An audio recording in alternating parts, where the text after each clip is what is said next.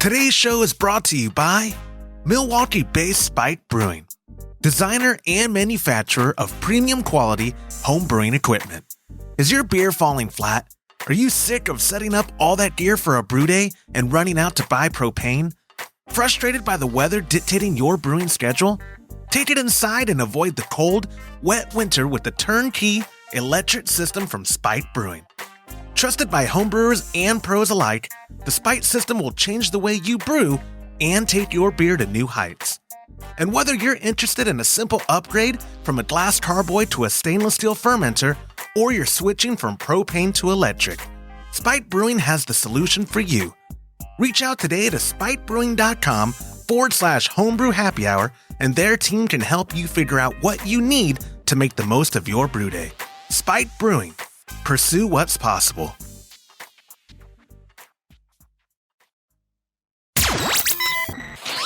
Entertaining shows with content that spreads information and sparks discourse throughout the community. This is the Pearl Media Network.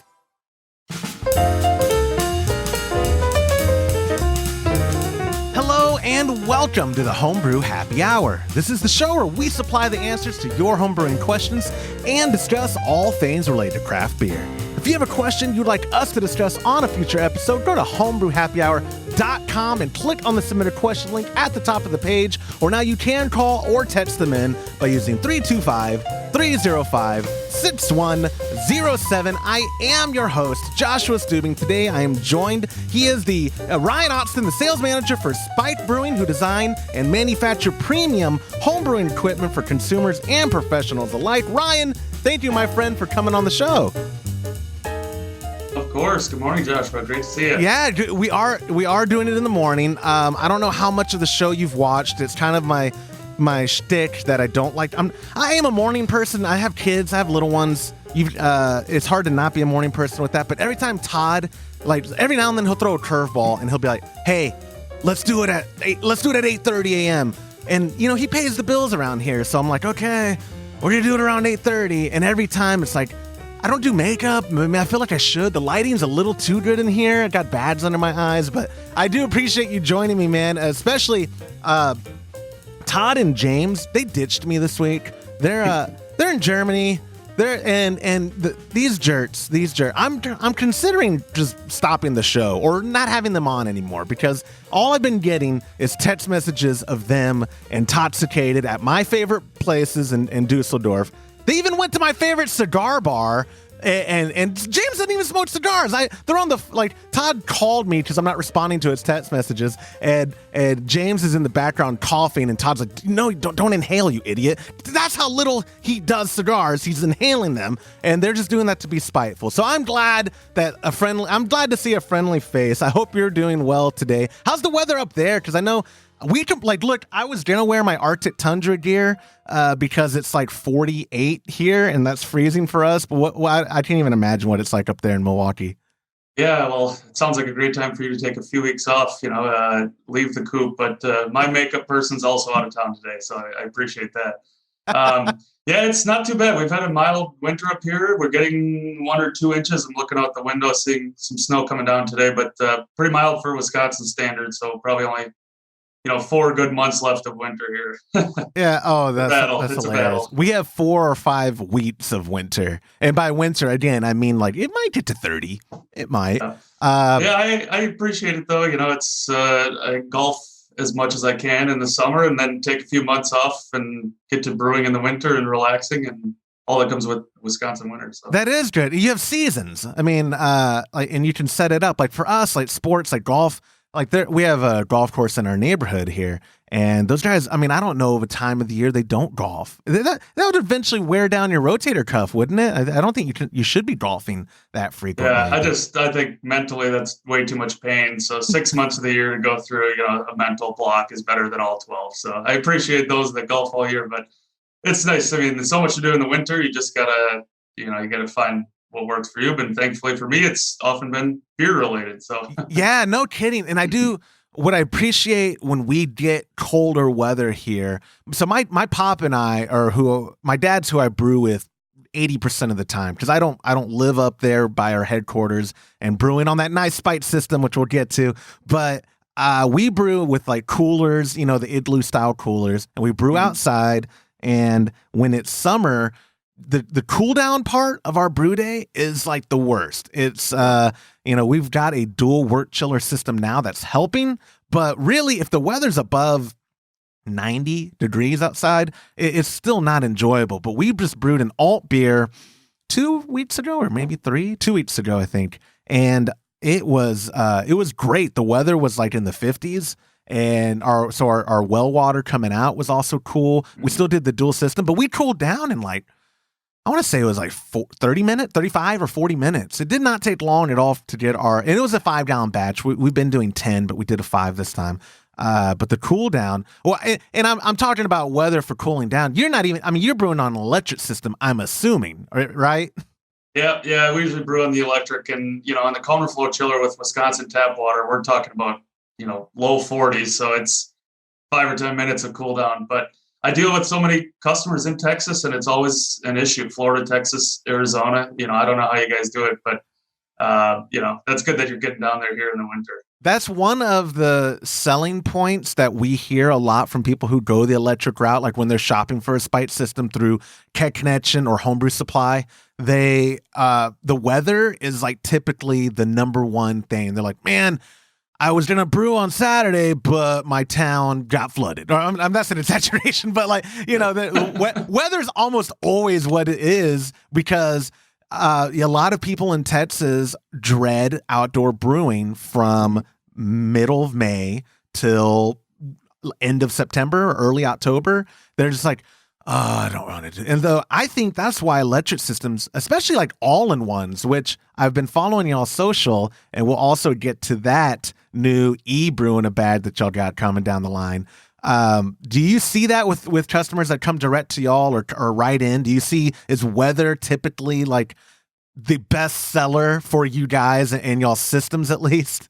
Yeah, it's certainly weather based. I mean, today with the snow, I can't imagine setting up my old igloo homebrew system. I can go in, flip on a switch, heat up the hot liquor tank, and we're off. So it's weather, it's convenience as well. You're certainly able to get in right away, no setup needed. It's just ease of use. And I don't want to get to Saturday. I've been thinking about this brew day all week, and we got 8 inches last Saturday. So how can I brew outside? So being able to really plan ahead, forecast my brew days, it makes for a world of difference with the electric side. Yeah, it really does. And I guess before diving in, I do want, because this is the first time we've had you on, or anyone from Spike, I want to start, if you don't mind, the history of Spike, because, y'all aren't, I wouldn't say new by any means, but I know a lot of our listeners who are new to homebrewing, and they're not super familiar with all the big brands yet. And I'd love to hear the story. There's a cool video y'all have produced a couple years ago with, hi, I'm Ben Kaya, and this is Spike, the cool music, and all that stuff. But can you just give like a brief history? Like, how did Spike, from conception to present day, like how was it formed in your history with Spike? When did you come into the picture? Yeah, great question. Yeah, we are, I would say, somewhat new on the scene, but I think we're making steady headwinds here. A lot of growth in the last few years for Spike, so it's been a great evolution. But Spike, started by Ben Kaya back in 2011 when Ben was in college. And like a lot of us back in college, had kegs laying around, and he thought, what, let's throw some of these on Craigslist, see what happens. So started selling a few kegs that they had lying around, and he dug into who are we selling these kegs to?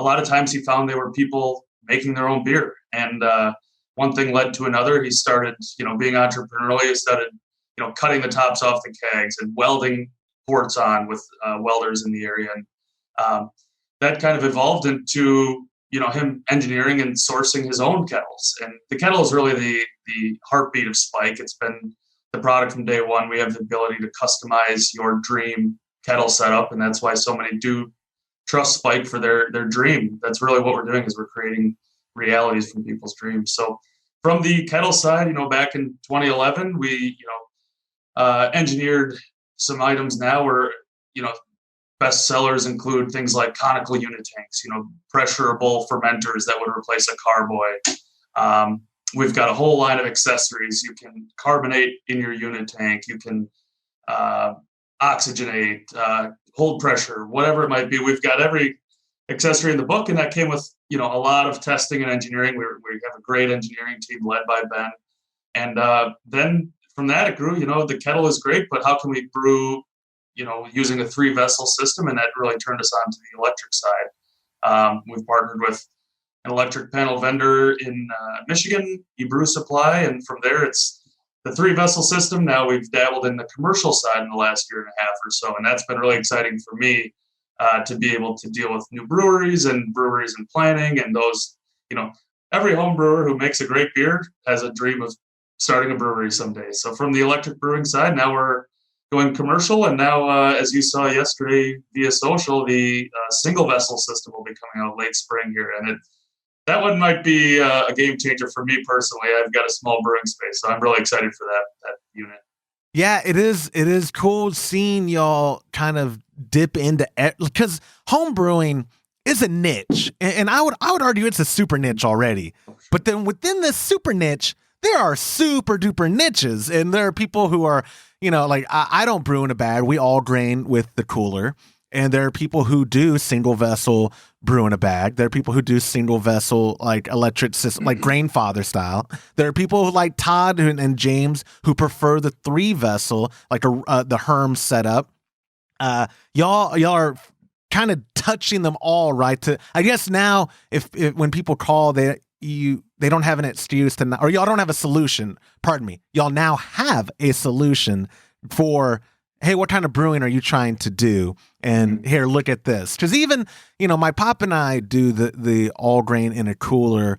One, it was at first it was budgetary, but really it was like, we have the space outside. We need to make the space inside for it. But like an e-brew in a bag that self-contained. I don't know if you know the dimensions off the top of your head. I won't throw you under the bus, but it seems like it can even be an apartment styled vessel. Like people can find, brew all grain brewing and not limited to, well, no, I don't have the space anymore. Was that kind of the thought going into that? Y'all saw like a trend in the market of, a lot of people want this kind of solution. Yeah, exactly. So much of our engineering and everything we do truly revolves around the customer. So there's so much customer feedback. We have some of the best customers in the world, and thankfully they're very vocal, and we take that feedback to heart. We've got mechanisms in place to track feedback, and the customer is what fueled this item. So it's going to be actually a brew in a basket. So a steel engineered basket, easy to pull out, easy to hold in, no fear of scorching your bag on an element, things like that. So a lot of planning and testing went into this.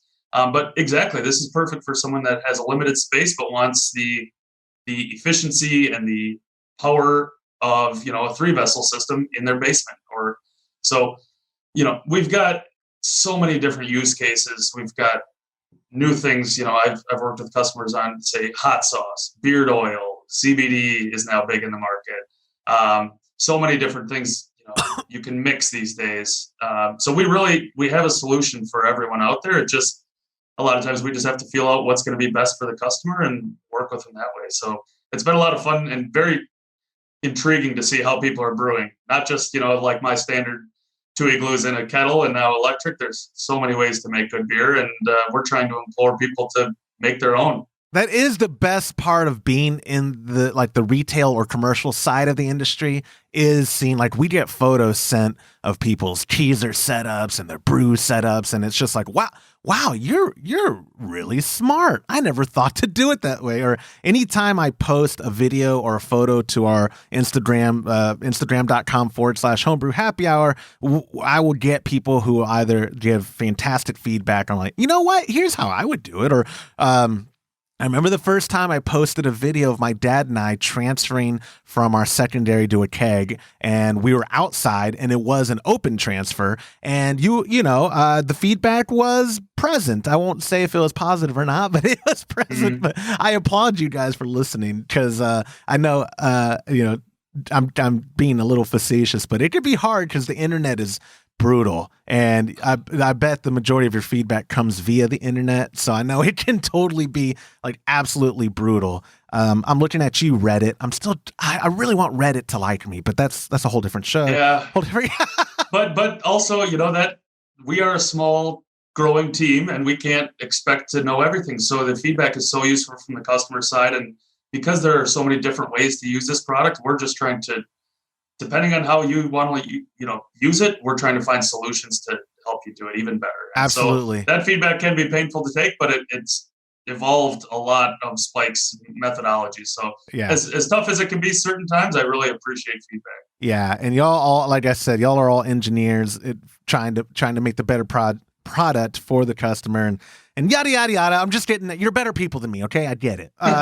Hey, rewind just a little. So when did you come into the picture? Like were you one of Ben's college buddies and you've been in it since day one, or when did you officially take over doing sales? And cause you've been there as long as I've known y'all's company, which has been a while. So what is your background? Have you been a long time home brewer before getting into the industry, or did the industry kind of push you into being a home brewer?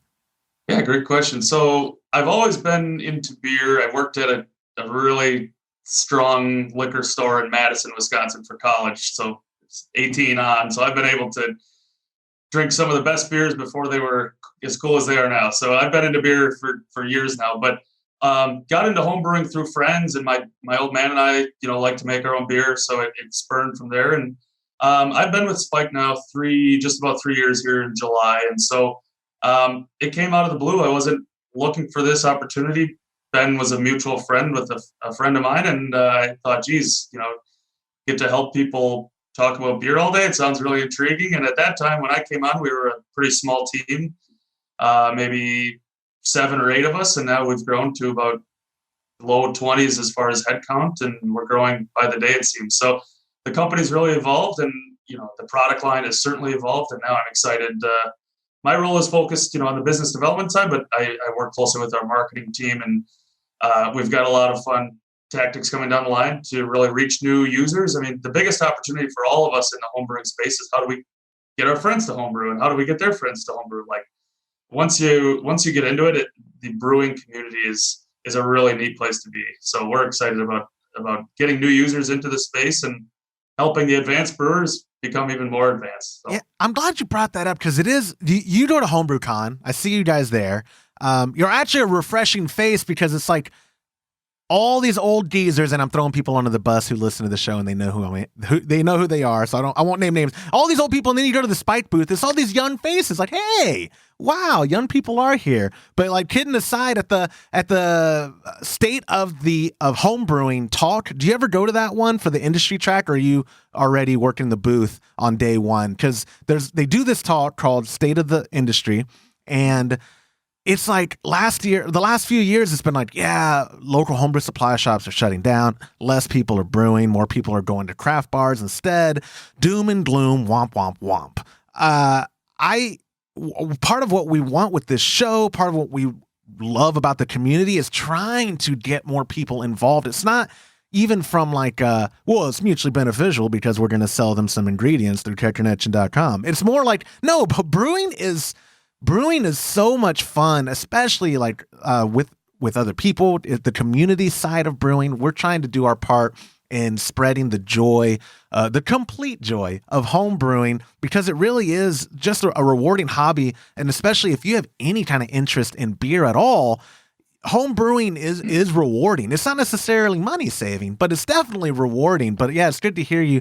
Do you partner ever in Wisconsin? Are there clubs or anything that y'all do outreach or some sort of works to help spread or get home brewing more out there? Yeah, we have a local club here in Milwaukee, very large club, and a really great group to be a part of. I've been able to attend some of their meetings, the Beer Barons. So they've been really good to Spike, and we hope we've been able to support them as well. But the homebrew club is, if someone were to attend a homebrew club meeting that didn't make beer, I think they would start making beer. So once you see how easy it can be, I think it's daunting to say I have to take all these ingredients and I have to watch this baby over 14 to 21 days, and then I have to put it into bottles. It sounds really scary, but it really can be simple. And it's if you like cooking, if you like engineering or biology or being a part of a group and being with family or friends, brewing could be for you. So, I hear those statistics on, things falling. It's always hard to say on how many homebrewers are coming into the market, but where I really feel, we do hear about homebrew stores closing, but we work with about 35 stores across the country right now. And that's where a lot of, I feel the heartbeat of homebrewing, and I feel like it's still very much alive. Our stores are energized, new customers coming in all the time. And I think it's on us as suppliers and, ingredient suppliers and all of us to really give them a chance to make good beer right out of the gate. And so we've all had our, I remember my second batch was an Imperial Stout in a plastic bucket that sprayed the entire room. And I think my wife said that was the last time we're going to brew it upstairs. So everyone's had a bad experience, but if you learn the process, it can be really simple and a really great hobby to get into. So hopefully we could keep that momentum rolling and get new users in the space. Yeah, we emphasize the club part or the community part. Maybe if you don't want to join a formal club, because I can't say I'm not a part of a formal club, but I do have a formal community that I brew with, whether it's at headquarters and Joe and James and Todd and all the other employees, or with my pop and anyone who happens to come by. But yeah, community will make your brewing better, and it will make it more enjoyable for sure. You're talking about, obviously I have you on to talk about Spike, but before we get into other products and things like that, for you as a brewer and a beer enthusiast, what are some of your favorite styles to brew? And do you find yourself brewing for what you want to drink, or are you one of the type of brewers that wants to try, I wonder how it'd do if I did a double IPA this week, or do you have your kind of go-to styles you like to brew and drink? No, it's tough because I like to brew what I like to drink. So right now, like most, I'm on the IPA train. I love barrel-aged beers, and my favorite style, all-time favorite style, is barley wines. Very hard to find barley wines, but right now when it's 25 degrees out, barley wine sounds pretty nice. So yes. I definitely brewed for my taste, and so the last few batches have been a stout with chili peppers and chocolate, and a double IPA and a hazy IPA. So very much, I would say, trendy beers, but in the summer, we do so much brewing at Spike. So many different people around the building like to brew, and it's fun. And we do a lot of adventurous brewing, I would say. And so, I'm definitely an IPA guy. I think this 2020 is going to be my year to stray away from the IPAs a little bit.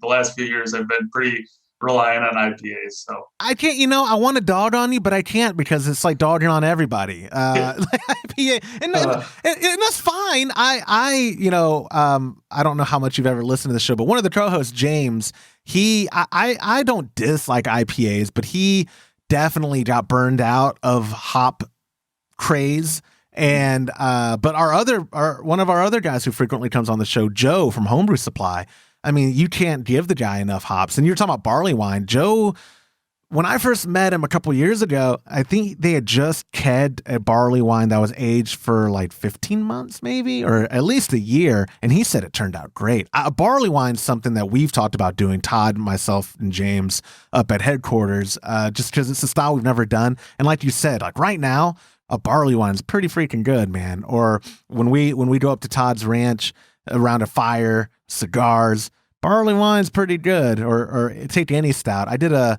breakfast stout clone with my father that turned out phenomenal. I'm a little biased because I brewed it, but sure. I enjoy those beers for certain situations. But I also, a smooth Kolsch any time of the year will do it for me, which I failed to mention earlier. New Glarus. Mm-hmm. Why don't they distribute? What's their problem, man? For people who don't know, New Glarus, they're not in Milwaukee. Where is New Glarus? No, they're west of Madison. So probably 2.5, 3 hours west of Madison, or west of Milwaukee. So don't tell them, but somebody sent me their beer. That's a big no-no. It's a big no-no to take New Glarus out of Milwaukee. But their Kid Kolsch, Woo-wee! I've had Spotted Cow before, and Spotted Cow is incredible. It's a really good. It's a farmhouse, right? It's a farmhouse ale. But the Kid Kolsch was freaking phenomenal, man. I had a really good time with that. So if anyone wants to send me more, I'm not saying you have to, Ryan, but if anyone listening in west of Madison, New Glarus, I'll see what I can do. No, y'all have such a good beer scene up there. I was going to segue, and this is, I guess, the perfect time to do that. How do you stay motivated to brew with such good beer around you in the commercial space? Y'all have such good beer in your area. Like, I mean, you're within, I'll go big, 100-mile radius, and you have some of my favorite breweries in the world. Yeah, it's been the last few years have been amazing. I can't put a number on, offhand how many breweries have opened, but some, all different styles. So right down the block from us, we have a place called Gathering Place that does a lot of great, really clean beers, traditional styles. So it's great. We've got, IPA specialized breweries all over. We've got just a whole range. And of course, you've got the big guys in town, Miller and Milwaukee Brewing Company. Just so much great beer coming out of Milwaukee. I'm excited for one of these homebrew cons, I think, has to come to Milwaukee, because people would be really surprised by how many great breweries there are within, 2 miles of downtown Milwaukee. And Wisconsin in June is, one of the better places in the country, I'd argue. You read my mind. I was going to say, I'm surprised. I've been in the industry like 11 and a half, 12, going on 12 years. And I am so surprised HomebrewCon's never been in Milwaukee. Like, that seems like pretty straightforward. But yeah, and your summers are much more enjoyable than ours. We always say, please come to Austin. They're doing Craft Brewers Conference in San Antonio this year, which will be nice, but it's going to be hot, even though it's April.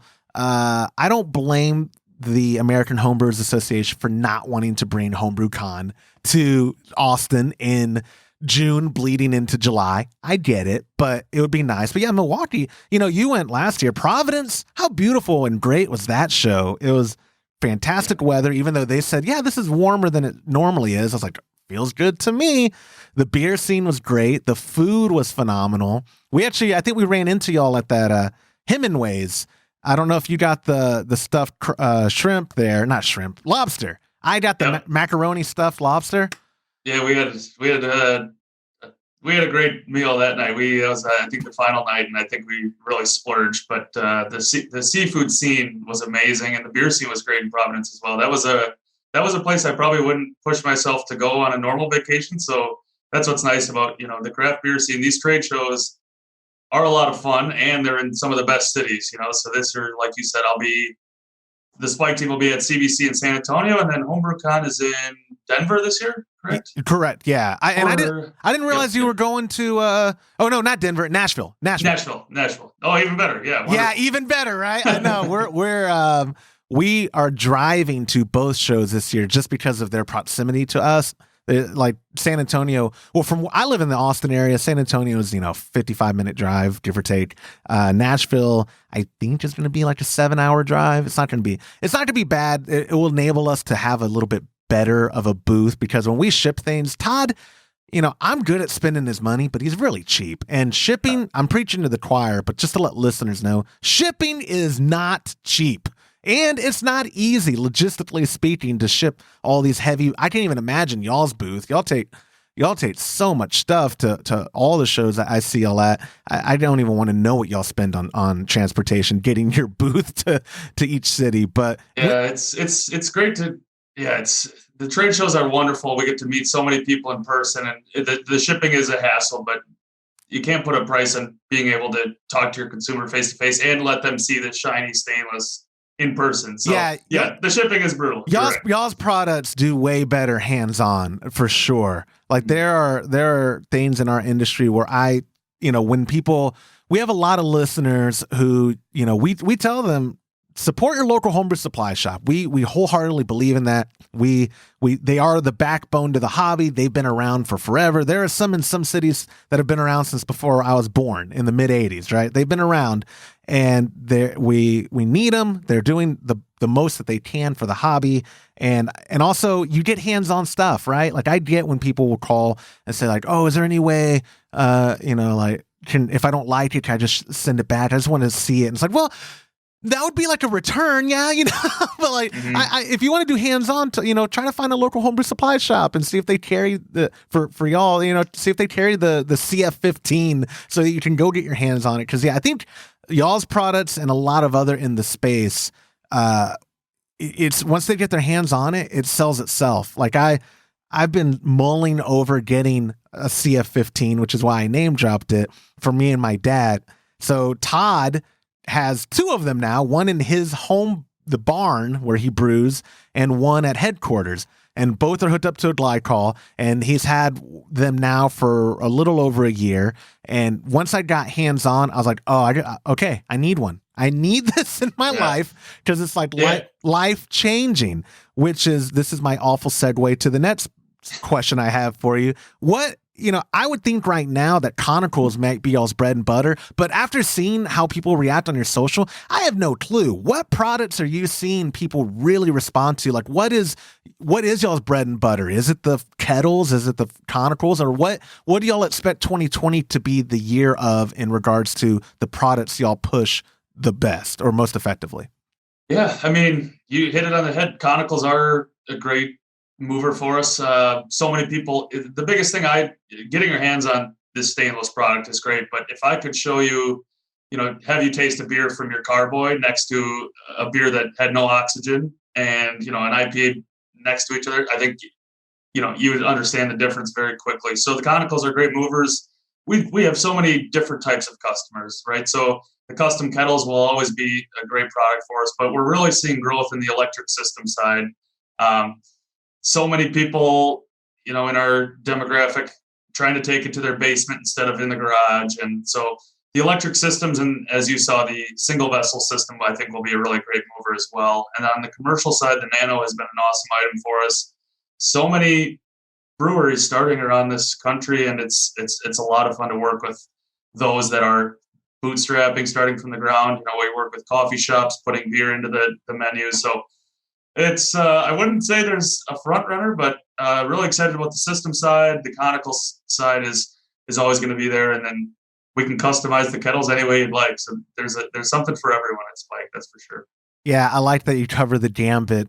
Some of my favorite features on your Nano, are they ever like, the front hatch, I imagine it probably not be easy and or cost efficient to add that to a smaller system of yours, but will any of those features ever come to your other 3 vessel systems? I can just imagine myself with a little rake, kind of taking everything out of that front hatch, not like the Nano, because what the Nano is, how many barrels the Nano? Not 30. How many barrel is a Nano is a one barrel, pardon me. Yep, so 55 gallon kettles. So yep, but double batch capable, so if you're trying to do 2 batches in 8 or 9 hours, you can certainly do that. So, to answer your question, if the demand is there, I wouldn't put anything past our engineering team. So if there's a will, there's a way. And because we do so much of the manufacturing in-house, we can make those things a reality to put a manway door on. I love hearing that, Ryan, because now I'm going to have all of my alt accounts and email inboxes emailing you. And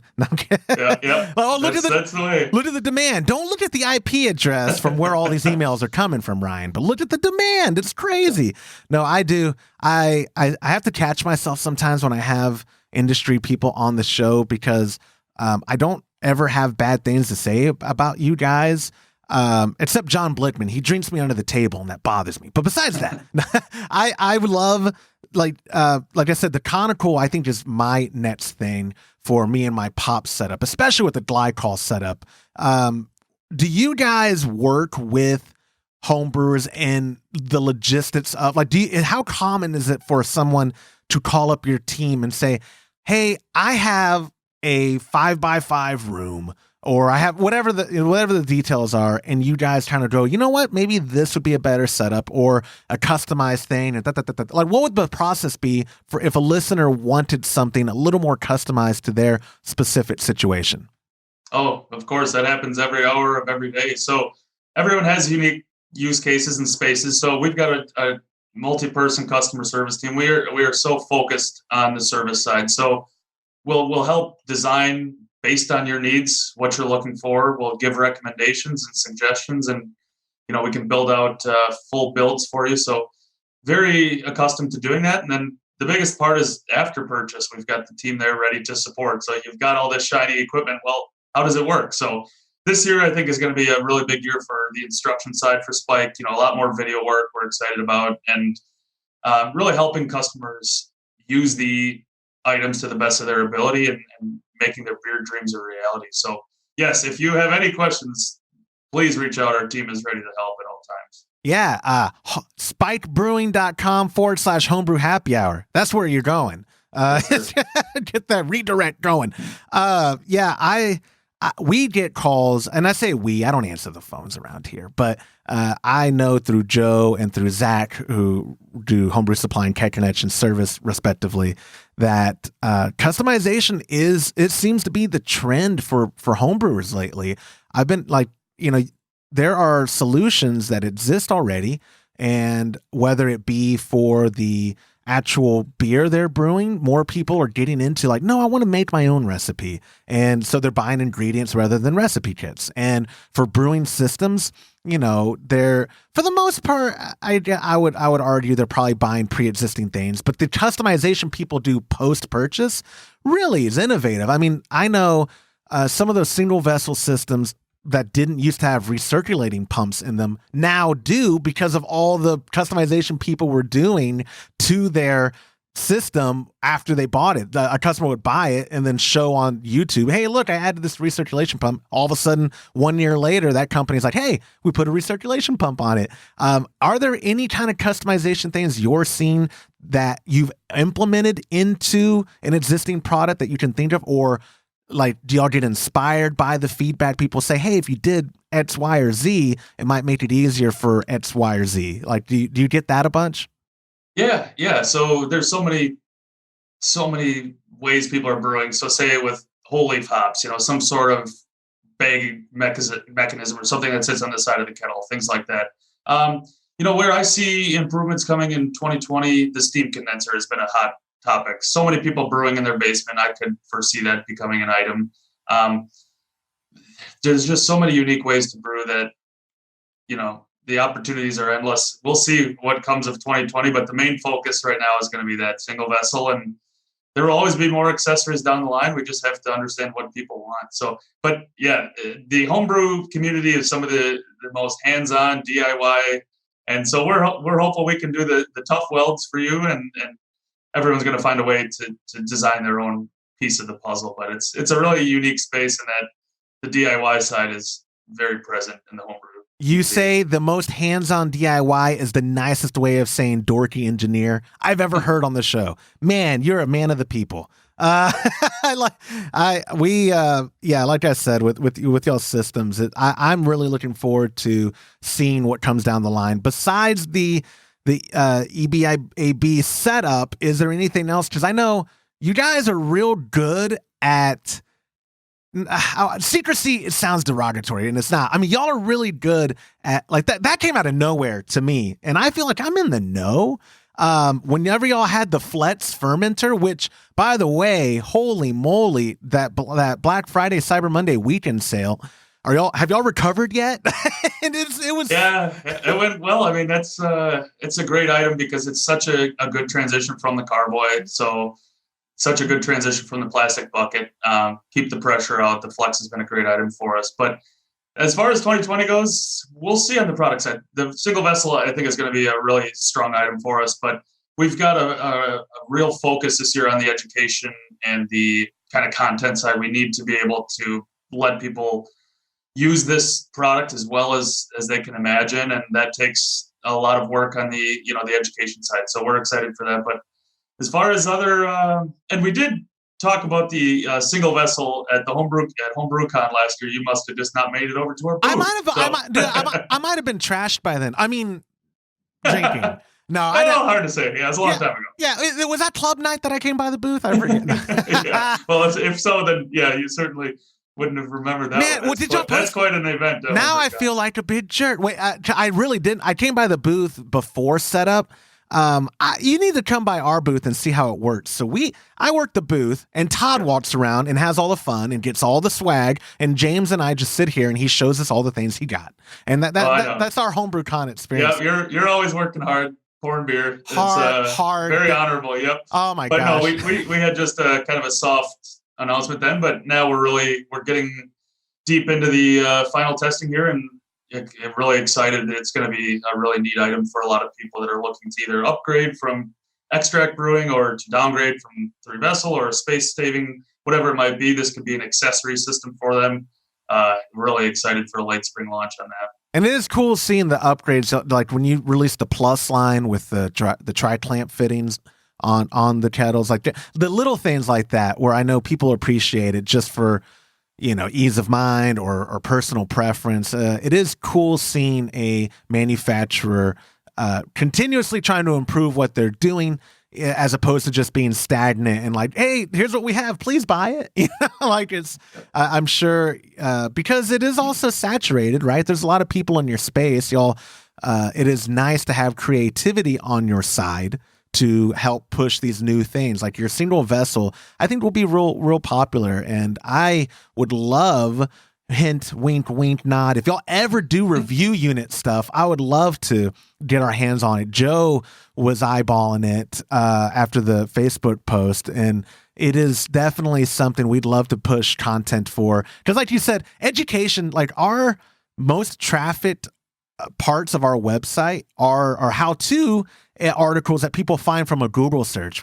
People use the internet from their phone or from their computer, and they go and they say, how do I make beer? And then, up pops all the, hey, here's homebrewsupply.com. Buy, but it's very infomercially when they really want just information from a non-biased kind of educated source where, just show me what the product is. Don't sell it to me. Just show me. And those are our most popular articles and videos. Like we did, when any brew day video we do on equipment, they're just like, they do very well. Or James did a comparison video on different all-in-one electric systems, and people are just going and looking. So I'm sure if y'all's goal for 2020, having more education seems smart, because you want people, you know your products better than anyone, so you want to make sure that they get all the information from the horse's mouth, right? Yeah. I mean, and there's also a comfort side. So when they do have it, that they have a resource to lean on. So, that Saturday night brew day, they can go to a resource and find it. Like you said, there is a plethora of information, and there's so many great, like yourself, YouTube is such a great resource on the homebrew side. But it's funny, the way I think a lot of us learned was John Palmer's book back in the day. And so, a lot of people we work with make great beer, but they couldn't tell you the process that's happening. They just know the steps, and that's wonderful too. So you can get into the science of it, or you can understand the process and crank out good beer. So it's a great time to be a home brewer right now. That is also I like to tear down the veil so people understand. One of the reasons I love doing the show and was pushing hard in the early days for Todd to do it, I wanted to meet all the industry people, like specifically Palmer. Like working with Lorena Evans from Brewer's Friend she's my favorite person in the world. I don't think she watches the show when she's not on it, so I can compliment her. When she's on, I'm very mean. I'm jerk to her. I don't want her getting a big head. But she is a wealth of knowledge. Like you said, Palmer's book, or having the ability to to just text message someone like Lorena, who is absolutely brilliant, and they tell me why.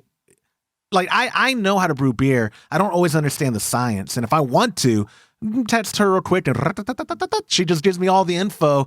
I'm like, holy hell, this is the best perk of this podcast. Yeah. I like how I get to be friends with these people, or I say friends. They return my calls. You don't have to be my friend, but sure. No, it's such a connected community. I mean, you go to these trade shows, and it's just it's a wealth of knowledge, and everyone's open to sharing their thoughts. So it's a great community, and a very welcoming one at that. So you hit it on the head. It is, man. And I hope, God willing, I'm in it forever, but we'll see where my liver stands in a decade. But anyway, Ryan, dude, I appreciate your time, my friend. Of course. Like I said, I know we've been talking back and forth, and I'm so glad to get you on, especially, I can't reiterate enough, because Todd and James ditched me, and you did so well. I may just have you as a kind of recurring co-host as I sort out what I do with Todd and James on the show. Because my phone, as we were talking, I'd love to show you all the gazillion text messages that I've been getting that I don't even want to look at. I hate these guys so much, but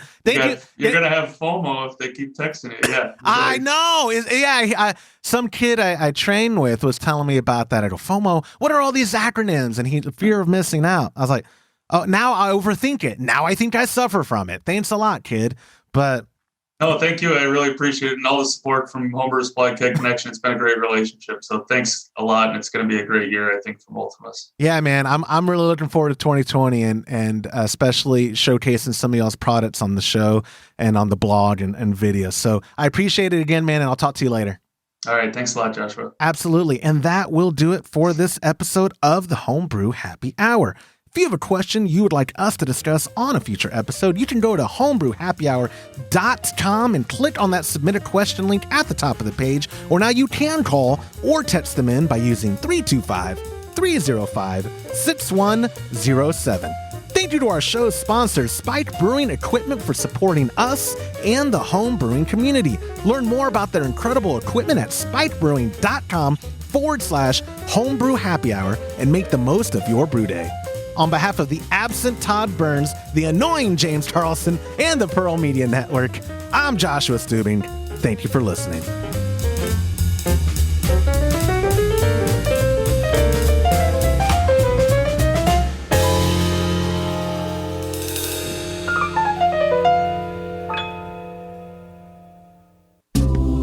This program is made possible by the checkbook of Mr. Todd Burns and by contributions to our newly launched Patreon by viewers like you. Visit patreon.com/homebrew happy hour and join our community. Thank you.